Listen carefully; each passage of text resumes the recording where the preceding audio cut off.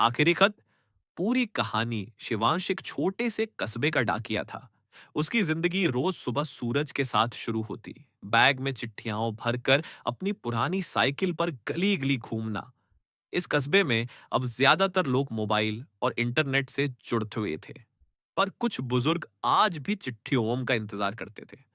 शिवांश को हमेशा हैरानी होती कि लोग आज भी कागज पर लिखे शब्दों का इंतजार क्यों करते हैं, जबकि एक कॉल फेन बात हो सकती है। एक दिन डाकघर के पुराने ट्रंक में उसे एक पीला पड़ा, धूल भरा लिफाफा मिला। उस पर बस एक नाम लिखा था, अनन्या।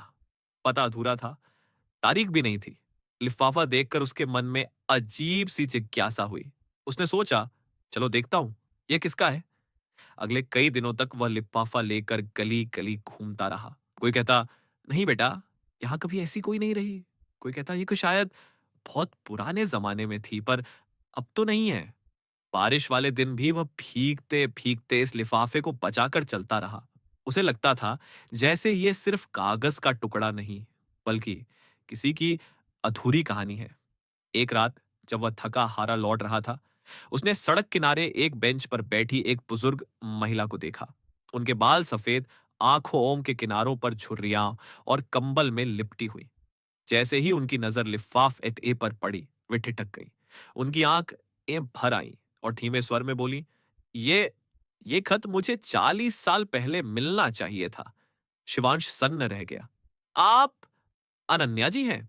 महिला ने सिर हिलाया और लिफाफा हाथ में लेकर बहुत देर तक उसे देखती रही, जैसे उसमें एम समय थम गया हो। उन्होंने धीरे धीरे कहानी सुनानी शुरू की।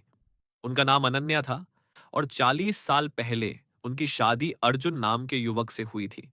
अर्जुन सेना में थे। शादी के कुछ ही महीने बाद युद्ध का आदेश आया और उन्हें सीमा पर जाना पड़ा। विदा होते समय अर्जुन ने कहा था, वादा करो, चाहे मैं अनलौदू अम या नहीं, तुम मुस्कुराती रहोगी। अनन्या की आंख भर आई थी, पर उन्होंने चुपचाप सिर हिला दिया। युद्ध के दौरान अर्जुन ने उन्हें कई चिट्ठियां भेजी और आखिरी चिट्ठी में लिखा था, अगर मैं लौट कर ना आऊं तो जान लो मैं तुम्हें आखिरी सांस तक प्यार करता रहूंगा। लेकिन यह आखिरी खत कभी उनके हाथ तक पहुंचा ही नहीं। डाकघर में गलती से वह लिफाफा पुराने ट्रंक में दब गया और सालों तक वहीं पड़ा रहा।